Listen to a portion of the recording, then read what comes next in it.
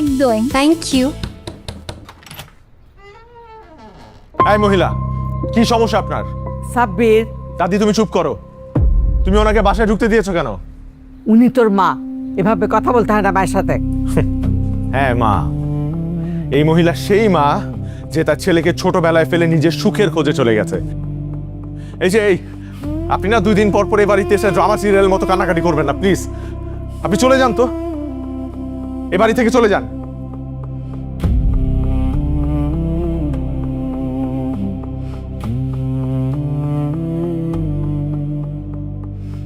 তোমার এই চাকরি জীবনে যতগুলো জায়গায় ট্রান্সফার হয়েছো তার মধ্যে হৃদয়নগরটা হচ্ছে সবচাইতে ভালো জায়গা। হ্যাঁ বাবা, আমারও খুব ভালো লেগেছে। সবচেয়ে বড় কথা, 3 মাসের মধ্যে আমার ফ্রেন্ড সার্কেলও হয়ে গেছে। আর আমার আইডিয়া মানবতার দেয়ালও শুরু করে দিয়েছি সবার সাথে। রেসপন্স দারুণ। আমার কলিগরা তো সব সময় তোর প্রশংসা করে।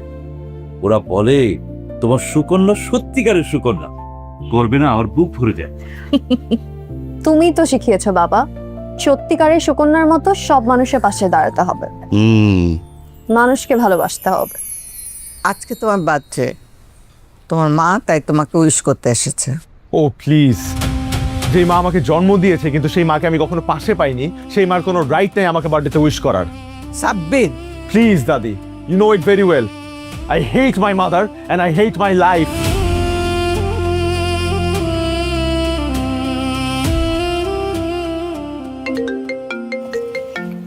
এই রে, আমাকে যেতে হবে, তানিশারা ওয়েট করছে।